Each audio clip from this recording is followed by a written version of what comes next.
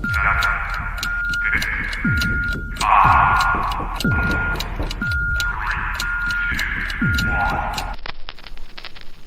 is the difference between being punk and being a punk? We are here to talk some punk rock, some music, comics, Punk culture, DIY shit, anything we want to talk about. That's what fascinates me. Give me everything. Absolutely everything. I find that music and comics have always been intertwined. Muckspout. Chicks dig it. Don't worry.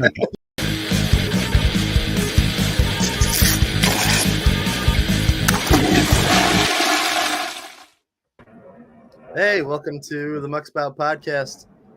Today we have the team behind the comic book Geezer that includes William Potter, who is connecting right now, and Phillip Bond. Welcome to the podcast, guys. Thank you, guys. Thanks, Muckspout. Thanks for having us. For joining us. There he is. There he is. So the first episode we ever did of our podcast, we actually reviewed the first Geezer comic because we were all three of us were really stoked about it. Well, that's great. You know, like you're the music and comics podcast, apparently. Thank you. I've some mic problems there, so I don't know if you're asking a question. Oh, doesn't have a good connection going on. Maybe it'll straighten out. Yep. But yes, at any rate, yes, we are the punkin. Punk is a loose term. We kind of like all kinds of music and then comics. And so you guys were just perfect for us because all the little touches that you guys did with, I was reading it on a tablet when I first read it and I blew it up and I could see all the like wet leg stickers and all the fun little background things that just really set it apart. And just the fact that it was done like a 7-inch, that the fact that it was like a record store bag in that first issue, it was all those touches that just made it so fabulous for like dorks like us, basically. So we appreciate you very much. Good, thank you. Well, I appreciate that because, like, we, as much of these like little efforts that we put into it, these little extra things that go in there, it's good to know that they're appreciated. Oh yeah, I do. I like looking at the whole, like looking at it sort of on screen, on digital, like being able to blow it up and sort of like move around and look at all the little details that are sort of like almost impossible to even see in the print version. Yeah, it's wonderful. I just blew everything up earlier today when I was rereading and saw all the flyers and everything in the record store at the beginning, and it was just such a wonderful nod to the music that we all love. So. Thank you, guys. When it came to the aesthetic like of the packaging, like the record store bag and all the different ads inside, showing who they opened for and all that stuff, like was that something that you put together, Phil? Yes, the entirety of it, really. I don't think there's anything in there that wasn't sort of like madly redrawn, which is like kind of like insane when you're looking at we had like a fake cover of Melody Maker, the music newspaper, that rather than sort of like taking an old copy of Melody Maker and sort of cutting it up and using the logo and everything, I like traced the whole thing. I was like, so now I'm going to do the whole thing by hand. So I don't think, like, even when you see like old logos of other bands and of venues and stuff, it's all sort of like completely hand rendered. Yeah. I like it that way. I think it sort of like makes the whole the artwork sort of like hang together. Exactly, it blends perfectly with the background. Artwork with stuff pasted on it. It's like we really treat them like Geezer, like they're an existing band. So that there are reviews and interviews with the band. And I went back to my own archives from the Enemy and Melody Maker over here, and I took the styling, the font, and also the sarcasm of the journalists, and had them just tear apart Geezer and give them hell. Where you'll see that there's another band called Clobber who are the media's darlings. Everybody loves clobber and supports them. And in comparison, Geezer are just like, bad news. Yeah, which is entirely a sort of media generated thing, because like basically they could be like completely interchangeable. Yes. Just because we're focusing on Geezer, we could easily have done like a book focusing on Clobber, and you would have had exactly the same stories going on about how they sort of like had their little sort of like little lucky moments, and then it all falls apart. So yeah, there's the obvious parallel of Oasis and Blur. Yeah. And yes, there is like obviously those rivalries, but it's also a little bit from my time being in CUD, where it's like there were a lot of jealousies between bands. Like, how come this band got the front cover? What did they do? Who did they sleep with? We even had our singer move down to London for a period from the north, hoping that just by hobnobbing with the journalists, we might get some better press if we were seen at the right parties. Instead, what happened to him is he got chucked out of a flat and dropped a huge box of records on his legs, falling down the stairs, and ended up in hospital. Oh, jeez. Wow. Now, I was wondering, like, since it is partially based on your time in CUD, did you or anyone else in the band actually get headbutted in the face by any chance? Or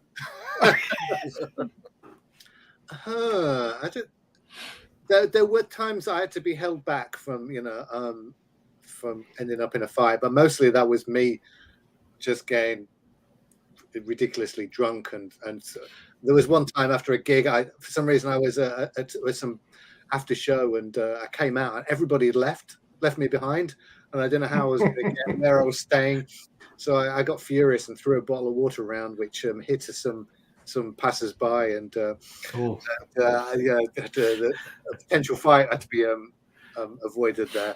But no, there were no fisticuffs with other bands. Okay.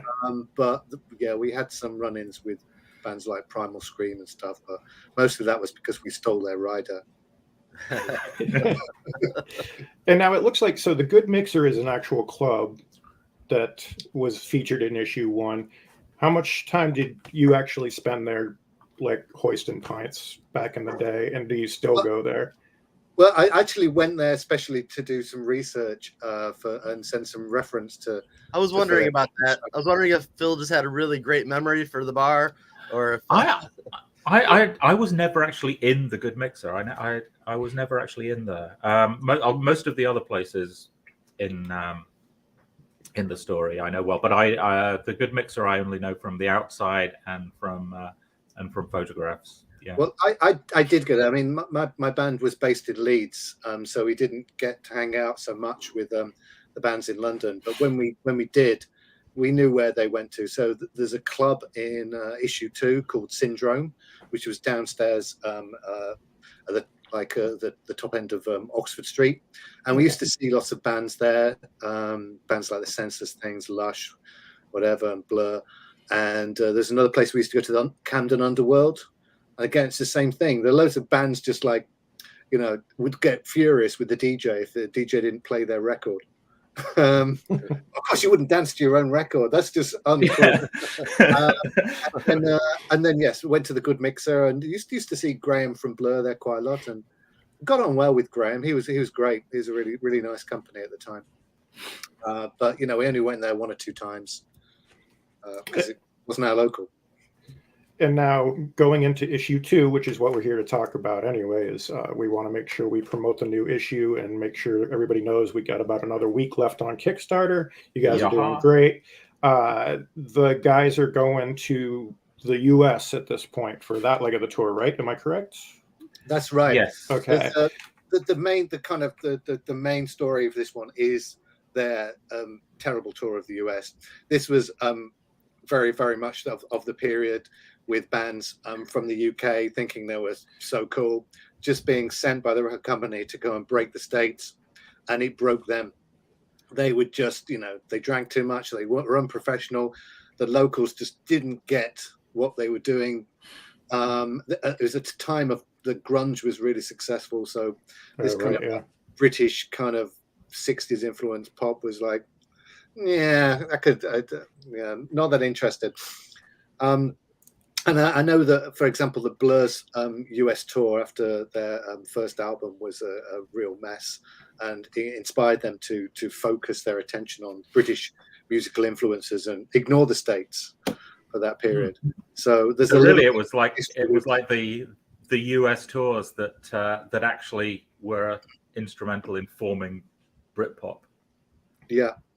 And at the same time, we've got this going on through the comic. There's also flashbacks to, the club I mentioned, Syndrome, where the band are trying to ingratiate themselves into the London scene by, chatting up some of the stars of the period.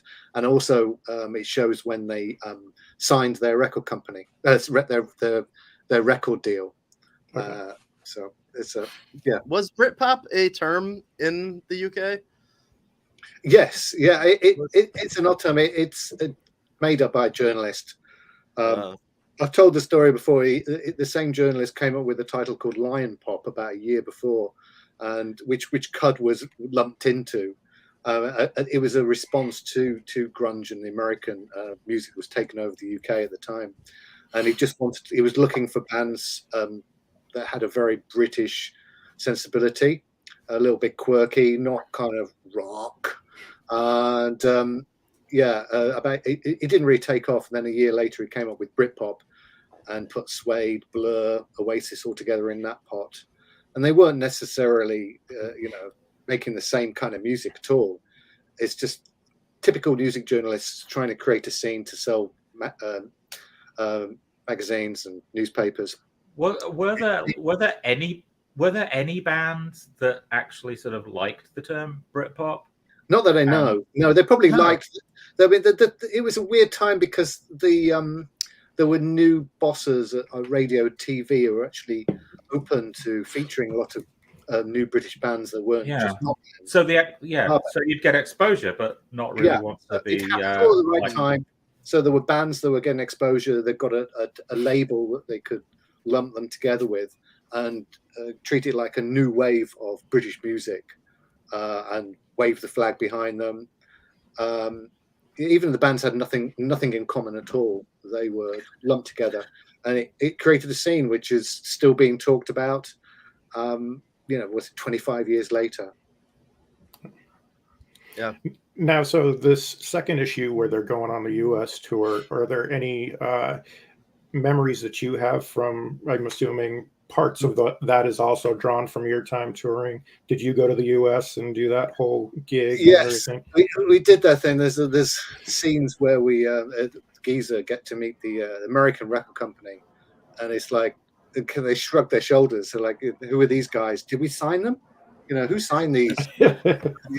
Where we had trouble with our record company where again they had no idea how to market us. The head of A&R actually told us that country and western was the big we should turn to country and western. There was the head of the company who is now actually a massively successful millionaire head of an international record company in the US. He virtually ignored us. He looked out the window and was using a plastic ruler and just slapping his desk. And our head, the A&R guy who signed us, just looked at us and go, "Yeah, this is what happens." Just take the money and be happy, I guess. Yes. We did do a tour of the States, but it was a really small one, about 5 or 6 shows, meet and greet the record company local reps. And we played Boston, I think it was. And all the local music promoters and stuff didn't even go in the room with us. They just watched us on a small monitor in the bar next to the venue because it was too loud. Yeah, they can talk and drink in the other room. Well, you want to know how this band is going to look on TV. Yeah, right. Now, I'm curious because I'm from Massachusetts. I'm on the other side of the state from Boston, but I'm curious what club you guys were in. If you remember. I don't remember. I remember we played San Francisco Slims. We played LA Whiskey A Go Go. New York Marquee. Okay. Will any of these feature into Geezer's storyline? Yes, there are some of these venues. I did my research and checked that these venues were still open in the I think 94 when Geezer go there. I based the tour itinerary on similar tours that like Blur and other bands from that era did. Interesting. So yeah, all the tour dates that Geezer do, they're all based on existing venues. A lot of them that are closed now, sadly. Yep. Yeah, way too many have closed just in the last few years, but that's a whole different matter. I'm going to try and find out where we played in Boston.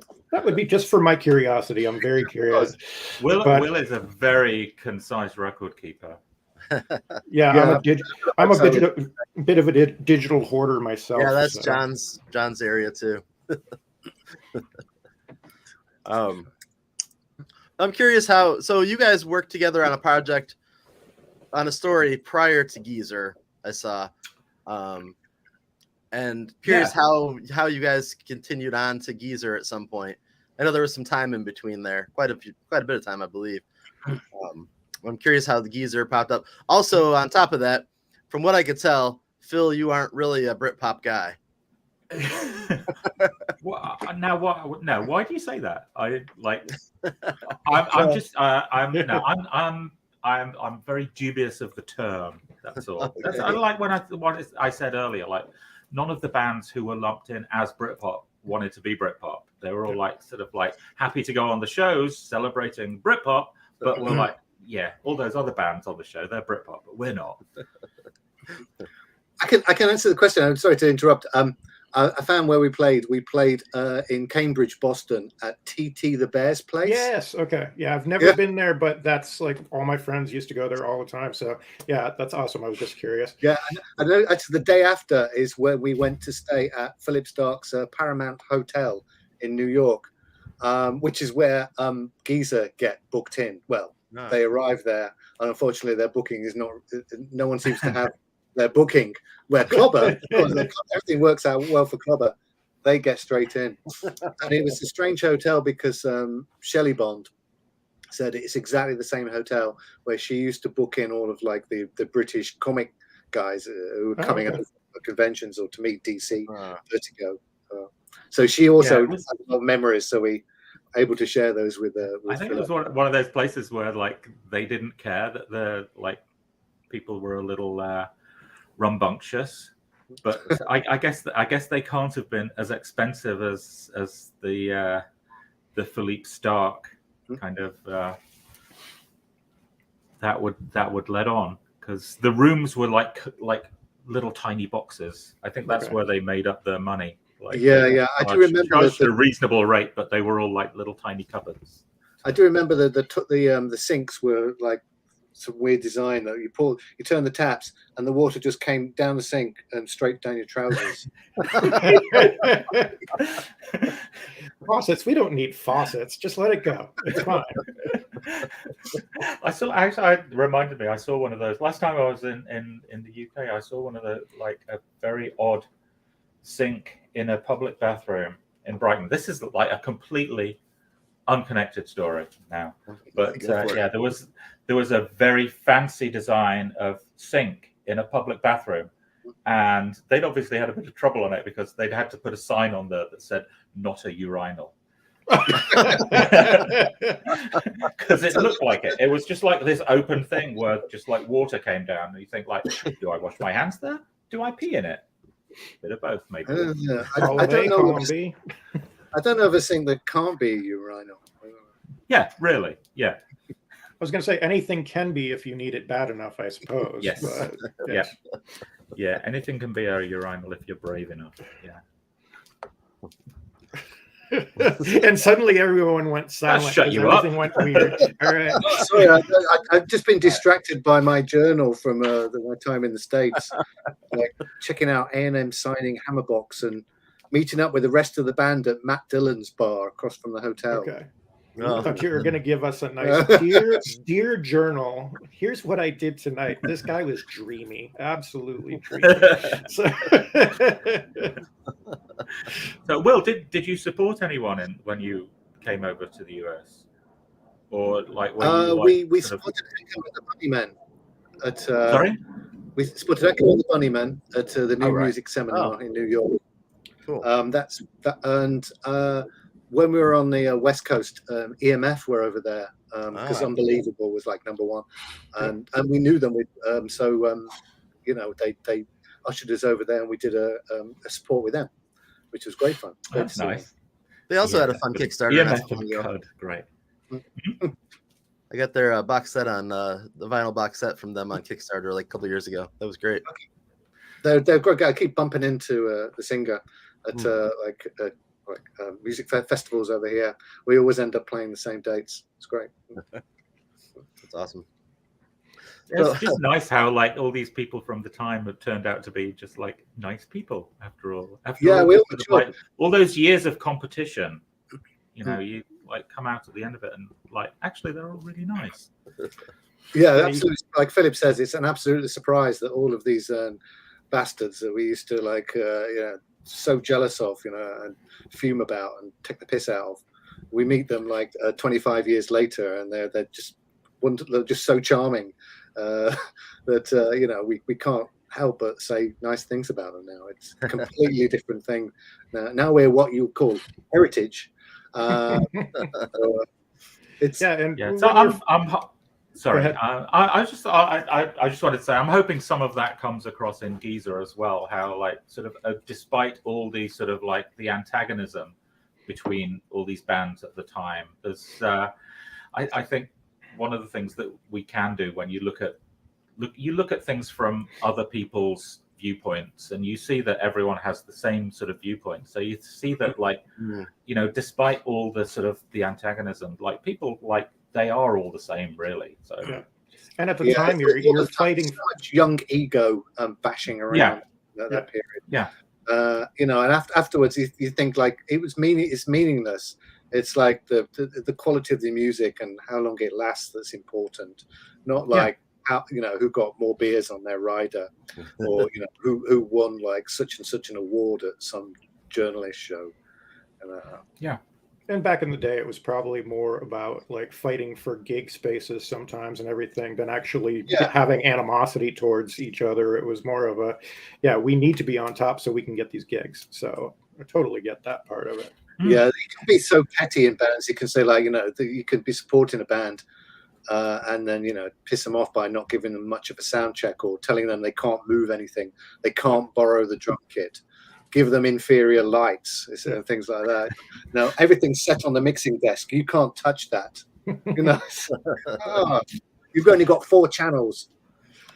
Now you kind of touched on the whole longevity of the thing and how things come out. Sorry, over time. Now, how long do we plan on the Geezer story going into the future? Like, are we going to get to an inevitable comeback tour in the series, or are we? They end up with jetpacks and playing one of the first gigs on the moon. Maybe that's issue 6. We have 5. We do have 5 issues planned. Okay, so, that's kind of what I was curious about. If there is a sort of like huge demand, then maybe we'll do the moonshot thing. But we like the Geezer story does run from when do we first meet Martin? Will what's the earliest we meet him? 90, I think it might be 89, 90 when he's in a kind of like Manchester band, or he's in a school band basically, living with his mum. Just doing his first kind of battle of the bands in a local village hall, and then he goes to college in Manchester and forms a kind of like baggy Manchester band. Venison? No, that's Glimmer. No, that's before. Glimmer. Yes, I think it was Glimmer. Yeah. We just got that typical kind of very kind of Manchester sound. There's everyone's on E, and then he moves to London, and then he sets up Geezer, and that carries on from it's probably about 93 right up to about 97, which is like the death knell of Britpop. But then we've got flashbacks, and we've got like find out what happened ultimately. Do we get more of the pits? No, we don't get more of the pits. We get a lot of Jess. She's not in this issue. Yeah, maybe they'll be back. I don't think you see a lot more of her life, not just in the band. So, yeah, but yeah, the Pits was a great band, and we shit on your talent show. I love it. People have actually asked for a Pits T-shirt as well. Oh yeah, I like that. I'm a sucker. I'd buy it for sure. So. Well, you would love it. You know, it's generating this entire scene of this like history of different bands and tours and logos. It would be fun if we could expand like this the Geezerverse.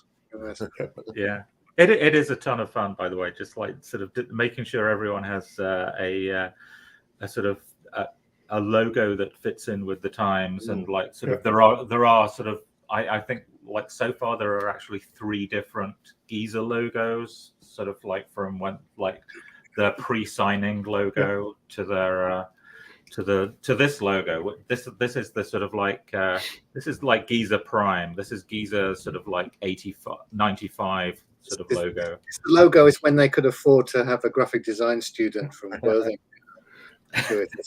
Yeah. Now, Philip, did I see that you used to actually design T-shirts for Cud? Am I correct about that? I don't think I've ever done any T-shirts for Cud, but we did work together. Like, because you'll need to update your Wikipedia page, because they told me that. No, we actually did have a T-shirt designed by Glyn Dillon, who's a colleague of Philip. I love to say, and Glyn's funny enough to is polite enough to be proud of it as well. The guy who designed the Batman T-shirt, the latest Batman suit, designed the T-shirt. Well, I mean, there were no nipples on this design, so always a good design if there's no. Yeah, the George Clooney nipple. It's cold in the UK. So yes, I apologize for that bit of misinformation, but obviously Wikipedia was not my friend today. So I'm going to have to look that up. You've embarrassed us, John. I have no true knowledge. Although, no, whoa. There was Will last yes. Soon after we did the Cud story in the Black Crown Quarterly. So back when was it? Like 2017 or so. Will wrote the story called Rich and Strange, which ran in the Black Crown Quarterly, which ran quarterly for exactly a year. And the Cud story ran from like at the most maybe like 5 or 6 pages. There was the last issue was generally longer. smaller. It's about 20 pages. It's an American comic book's worth of a story. Okay. But Philip drew the band so well, we asked if we could use it on a T-shirt. There you go. So it did end up on a T-shirt. Okay, so I'm not lying completely. All right, so No. I feel a little better. No. It wasn't a design for a T-shirt, but it was used on a T-shirt. Okay. Yeah. So was that story the origin story of you guys teaming up for this eventually? How did that all pan out? Oh no, that's another comic strip where at some point me and Philip are going to have to collaborate on our origin story. Yeah, we Will and I go back way before that. We sort of first met when I was working on Deadline magazine, which I don't know if like you guys know, that's where you'd have to say that's where Tank Girl originated. Okay. So that was in the late 80s up until sort of maybe 93 or 4, something like that. And so I, myself and Jamie Hewlett and Alan Martin were in Deadline right from the first issue. And then apparently we were on a tour. We did a tour of the UK, and which is where we ran into Will. So maybe Will can pick up the story from here. Yeah, I came along with Duncan Fagredo, who's another successful comic artist who was a friend at university, and he tracked me down. I knew of Deadline and I loved it. And so I don't know why I didn't go there anyway. So yeah, he introduced me to the lineup of the signing, and they had heard of Cud, which amazed me.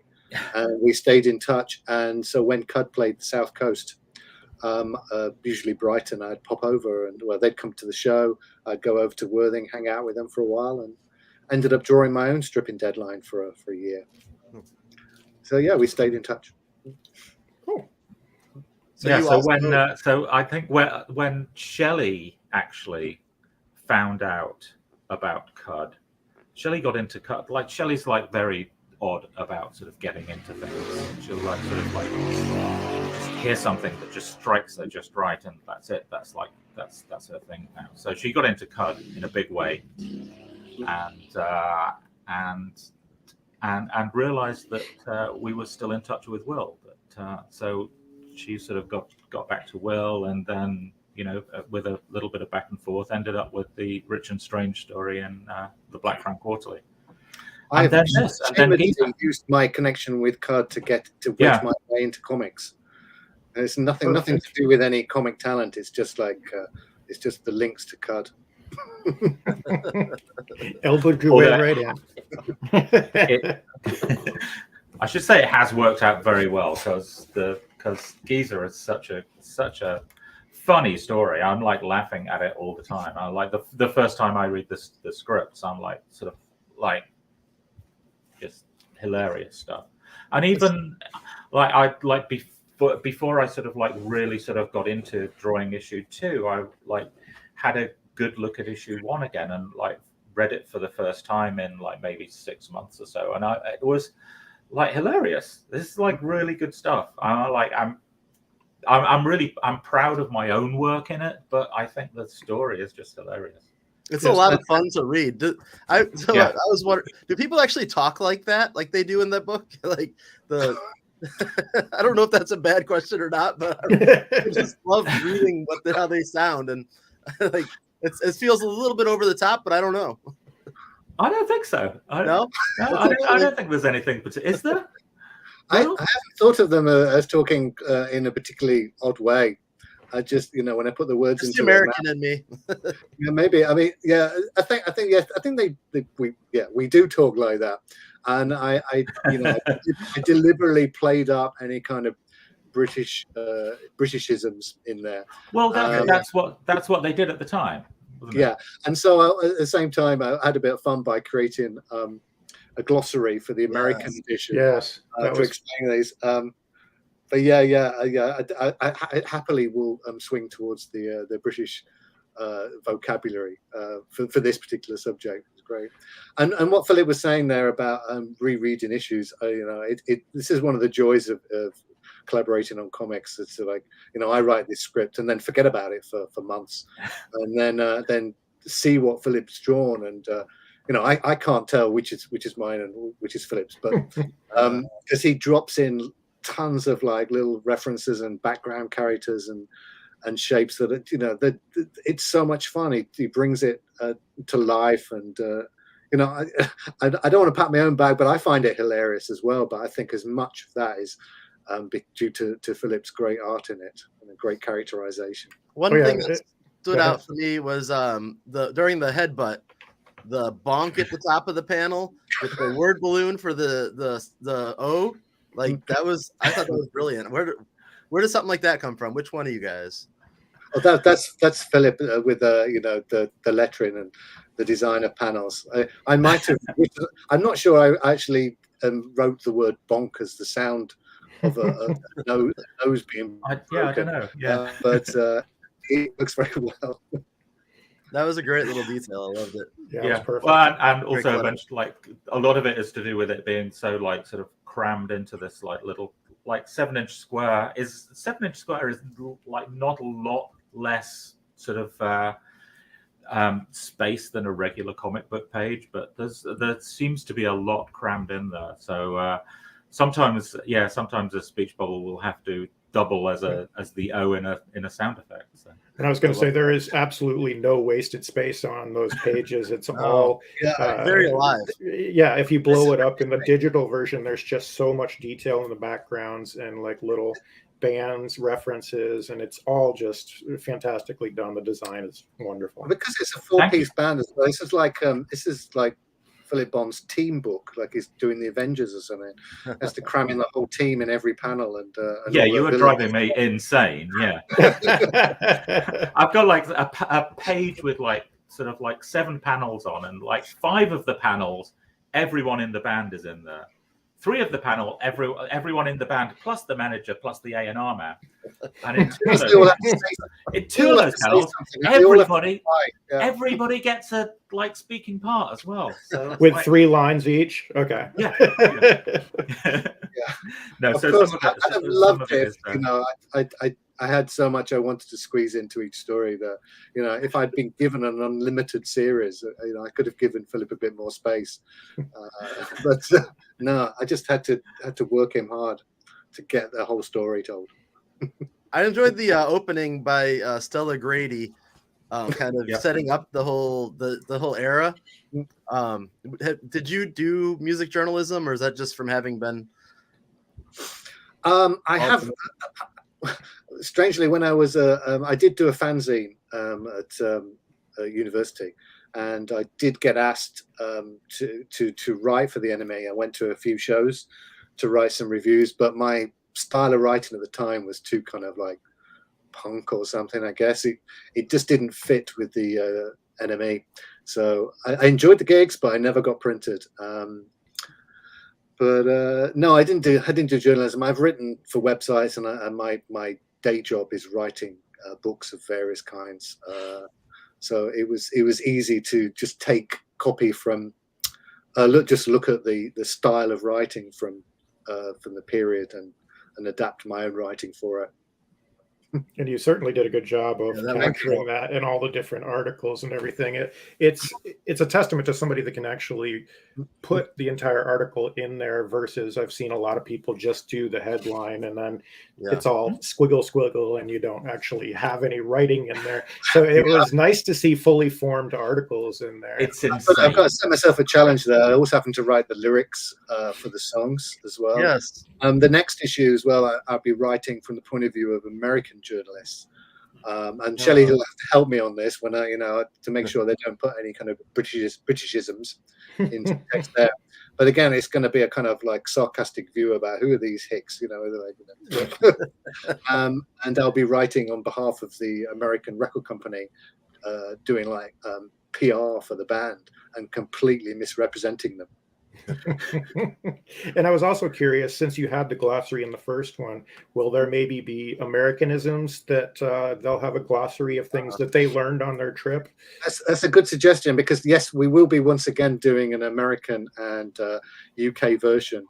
The main reason we do that is to save on postage, shipping costs, because that's a real a nuisance on crowdfunding where you think I'll back the book and then discover it's going to cost more to actually have it delivered. Yeah. So we can do a good rate, but we do then to create alternative versions, slight tweaks. Some of them are really subtle. You have to really go through and spot Philip's dropped in character or something that's changed in the background. Yeah. But yeah, there will be some alternative content in there. So for if anybody really wants the full set, they will have to get 2 versions. So what's the process like for writing a fictional song? Like, do you have music in your head that goes with it, or? Sometimes, yes. I sometimes have a kind of rhythm. It is a bit difficult because I've never written lyrics for Cud. I've only just replaced a few lines that I didn't like the singer singing. So I don't, I tried to think of what would someone be writing about during this period. So in the case of Geezer, early Geezer, they write like Suede. So it's songs about glamour in council blocks and people who bisexuals and drugs and things like that. And then later it becomes a bit kind of bitter and twisted and like moaning about the record business and other bands, and also some like again British cliches as well. What Blur did a lot is or Damon Albarn used to write about characters very British characters like businessmen, who loved cross-dressing or something like that. So I have to think of these themes and then write some lyrics like that. But also, I will often have a tune or a rhythm. So the lyrics will scan. They'll have the same number of beats in it, like a poem, and then hit them with the chorus and stuff like that, and refrains. But I've been asked if there is going to be any music. That was my follow-up right there. Yes. Yeah, and I wrote the tune that goes for the video promo for Giza that's on the Kickstarter site. But that hasn't got any lyrics to it. Where I've got lyrics that don't have a tune, so I've got to work together to mesh them somehow. And I do intend to write a complete tune and record it in some way further down the line, but certainly before issue 5. Awesome. Yeah, issue 5 could come with a flexi disc now. That would be lovely. Yeah, or proper vinyl. We might have to wait because of the queue at the vinyl print pressing plant, so we might have to wait 5 years to get the single out. That's true. But we can always release them digitally in the meantime while we're waiting. So yeah. Awesome. So I had a stupid question, but since I think a lot about our show talks about fictional bands a lot in comic books. So good. I don't know if you guys have heard of oh my God, I'm totally blanking on the guy that does Chunks. Matt Garvey. Matt Garvey he's also from the UK, and he does a book called Chunks, and it's a band called the Pineapple Chunks, and they're a fun little touring punk band in the UK. And I was wondering if you had to do a world tour with a fictional band, any band from any genre, say like could be the Monkees, I don't care when they're from, who would be your fantasy tour mates? I think we need to be like sort of 3rd or 4th on the bill to Gorillaz, really. Yeah, the Gorillaz thing's quite funny because obviously Philip's connection to Jamie Hewlett. Yeah, and then when we came up with Giza, it was never intended to be like a version of Gorillaz. But then I did an animation for the first issue of Giza. And it was I'd never used the software before for the animation, so it's like really clunky. It looks really cheap, kind of Saturday morning cartoon, and so I started to think that perhaps we were the pound shop Gorillaz in this way. I do like the idea that we could like be like 3rd on the bill to Gorillaz, but have really bad animation. Like Scooby-Doo running across the same repeating background. The funny thing is, when you said you were going through the software to start trying to do that, I thought you were going to say, I found a Gorillaz filter that immediately brought me to the music thing. Yeah, gee, we should like use AI to create a Gorilla style. Just a little more inappropriate. That's all. No, let's not do that. No, that's not going to happen. But if I was actually choosing a fictional band to tour with, I was thinking about cards that nowadays we just appreciate bands that are very tidy, very small bands, like maybe a solo singer with an acoustic guitar who just require a big sound check or stage space. It's really little petty just organizational things. It's nothing to do like we like their music. It's like how much of a nuisance are they going to be sharing with? We can tuck them into the luggage compartment and nobody will know. Share a dressing room.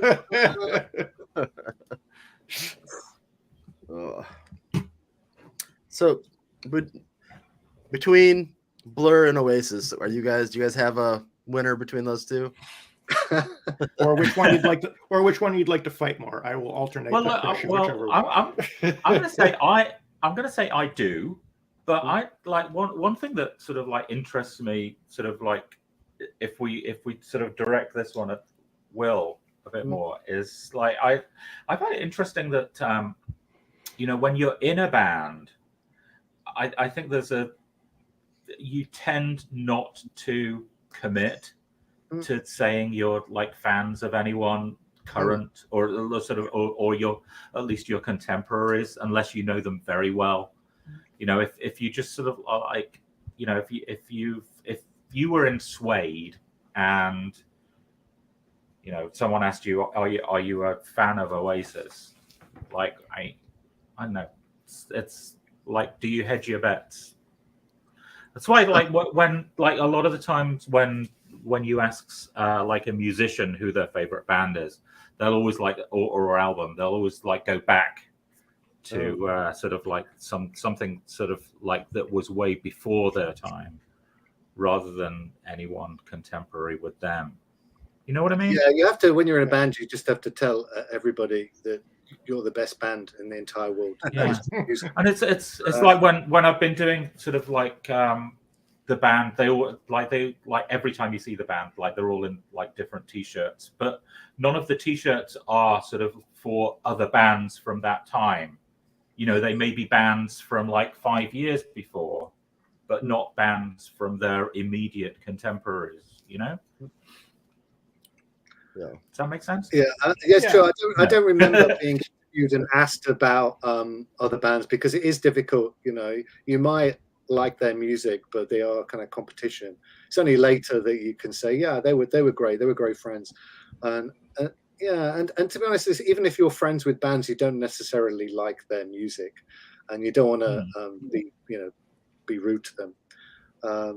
But in the answer to Blur for Oasis, for me at the time, it was Blur. I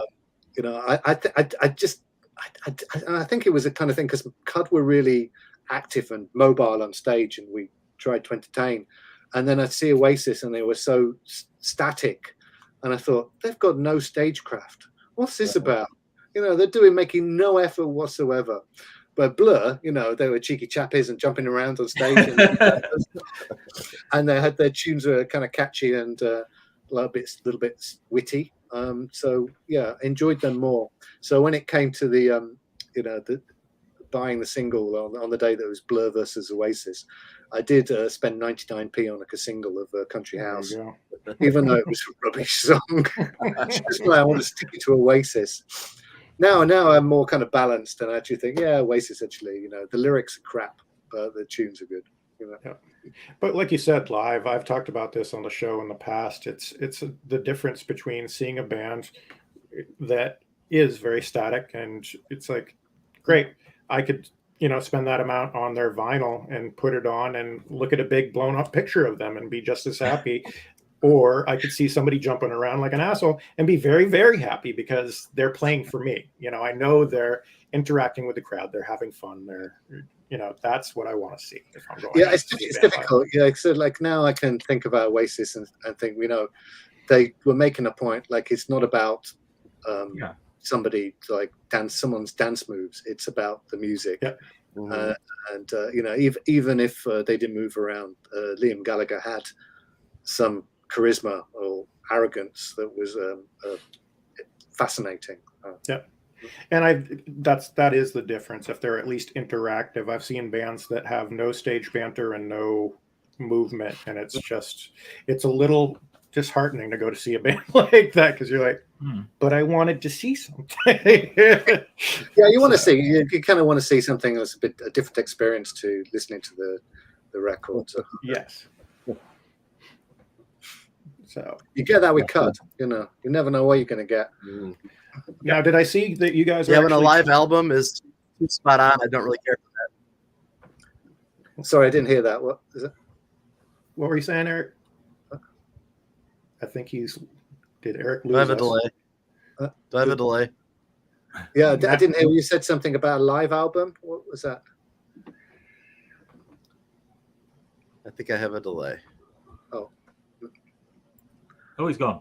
Oh. He's back. Oh, he's back. We're back. Yes. Eric, we had a flashback. I had a crazy delay going on. 5 hours of you. I was gonna say when I buy a live album, I don't care when it's too spot on. Like, I like to hear something different. Mhm. Yeah, I mean, I deliberately play bum notes live, just to give people a different experience. What I was trying to say earlier is that I see that Cud is actually touring a little bit this year. Yeah, we got back together again a few years, and it's like, you know, we play during school holidays, Gotcha. and yeah, we're actually touring with a band that got lumped in with the Britpop scene this autumn. We're playing with the Boo Radleys. Oh yeah, I did see that. Yep. You heard of them? So we're doing a joint headline tour. So this whole question about who gets the best dressing room, we don't know how that's going to work out yet. We'll find out. All right, you'll have And to report back.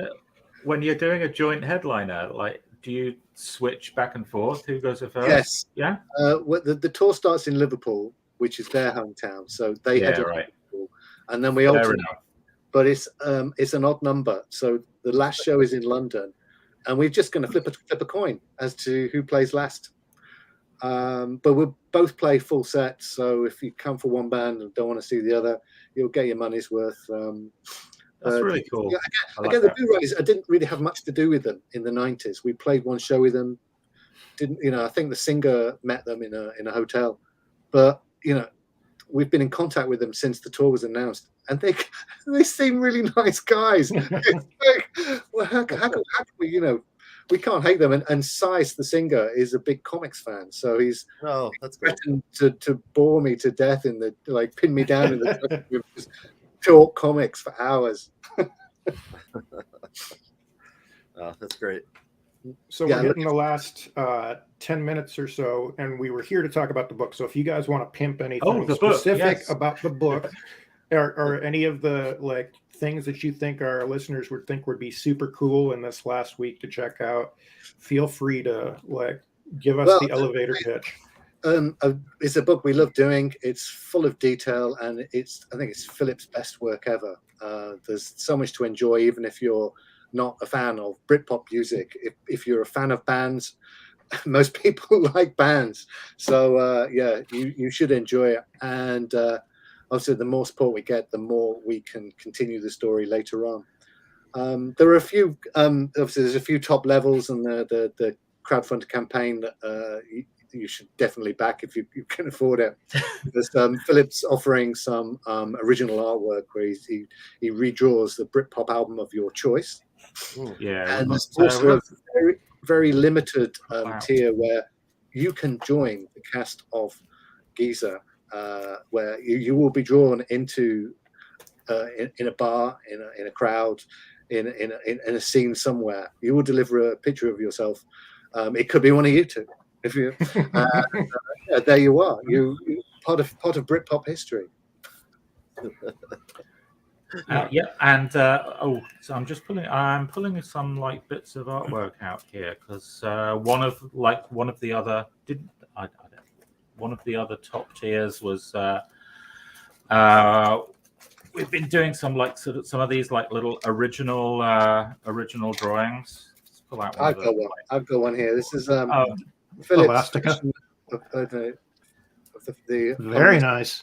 album. There's an Elastica one, and you have here there's a Blair one, and Divine Comedy. Gene and Portishead.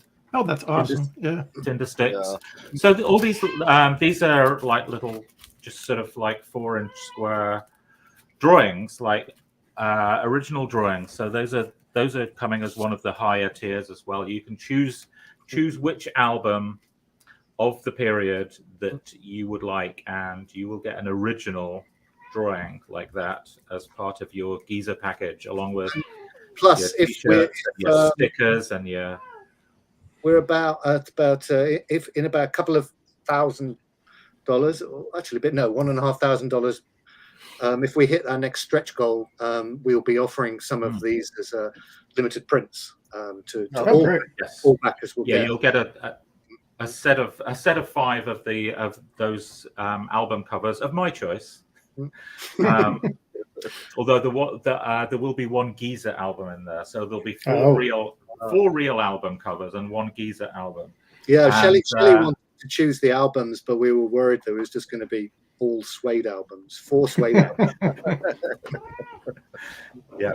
So if we hit that next stretch goal, which is certainly within reach within the next week, everyone who gets the physical copy of Geezer in any form, however much they pay, will get a set of 4 of these little prints as well to go with it, and it also comes in a little plastic bag, a little special printed plastic bag. The record. This was the last issue. Came in the Blimey Records. This was the record company that signed Geezer. But the next issue is going to come in a bag for a second-hand record shop, which also promotes Geezer. Yeah, awesome. That was one of my absolute favorite little perks from like that last campaign. Was just so spot on for. As soon as I opened it, I was like, "What?" Yeah. Oh, great! I'm glad. It's fun doing that. I mean, like Philip designs these fantastic logos, so we can create this world and flesh it out. So, any opportunity to drop in like a little flyer or something from the period, it's or backstage pass. It's really fun to do all that kind of band merchandise.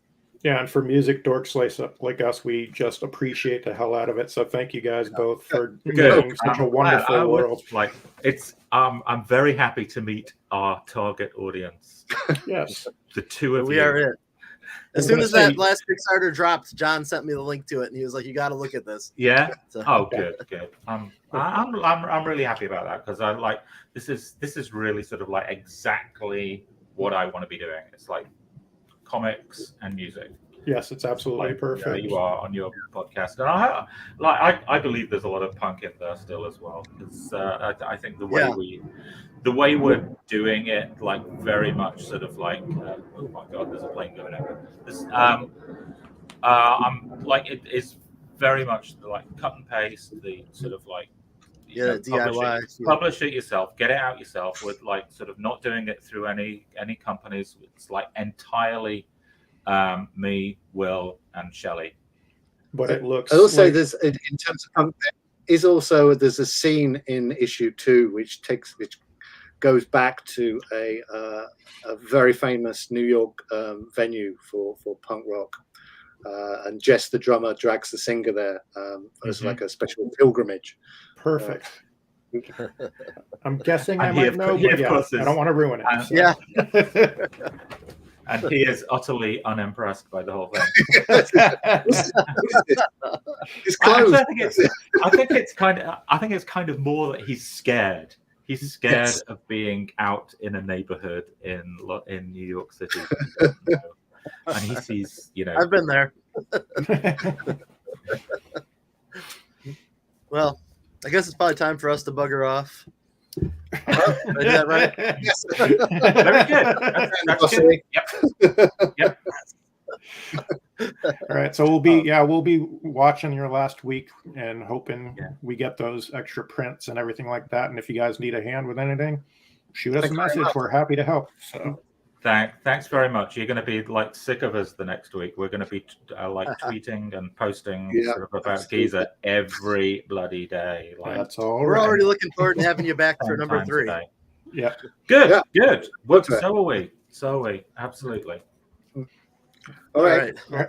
Take care. I'm off to bed. Yep. Have a good night, guys. Have a good night.